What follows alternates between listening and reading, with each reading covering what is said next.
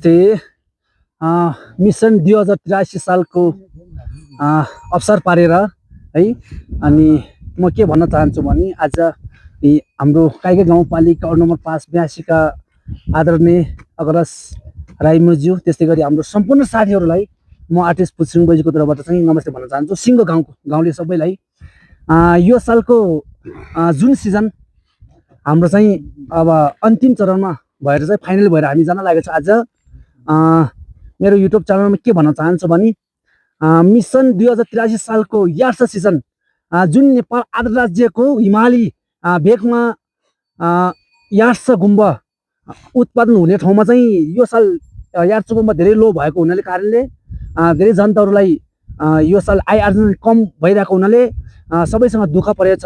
तर मिसन 2083 सालको जुन यार्स गुम्बा पाटनमा हामीले 40 दिन होइन मिज्यू 40 दिन हामीले आफ्नो जीवनहरू एकदम खुसीले रमानी गरेर यार्स पाटनमा बसेर आजसम्म 2083 साल असार महिना 13 गते शनिबार हामी फर्किन लागेका छौँ है।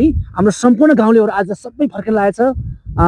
अब यो साल तितो मितो जे भए तापनि सबैलाई बाई बाई गर्दै अर्को साल चाहिँ हामी भेट्नेछौँ होइन, खुसीले भेट्नेछौँ। अर्को सालको सिजन पनि राम्रो होला भन्ने भगवान बुद्धलाई प्रार्थना गर्छु। स्वागत छ मिज्यू थोरै मेरो युट्युब च्यानलमा हजुरलाई थोरै नमस्कार सबैजनालाई।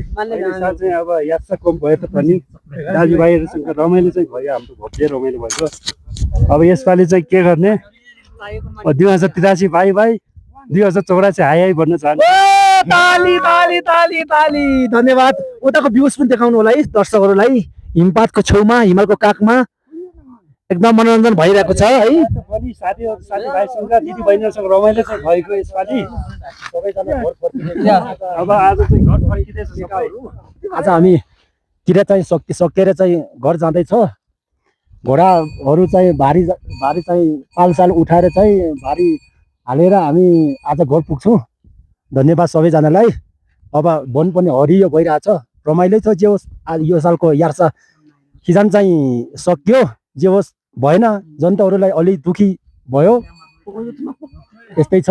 अब थ्याङ्क यू। अब हाम्रो कन्जौरो काजुलाई के भयो यो सालको सिजन, कति रमाइलो भयो हाम्रो गाउँको केटाहरूसँग। अब यो गाउँको केटाहरूसँग त एकदम रमाइलो भयो, आफ्नो मान्छेहरू मात्रै छन्।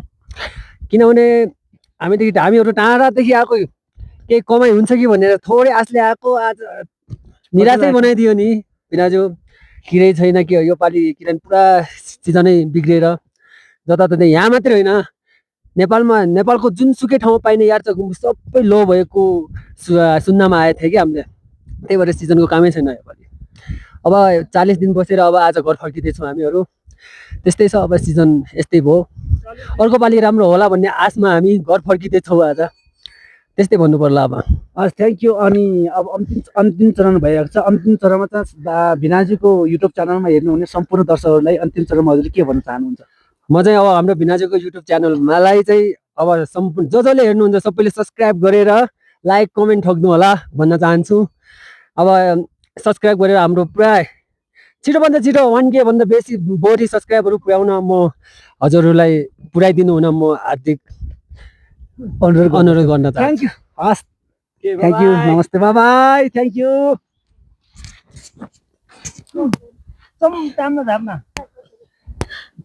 बस बस बस।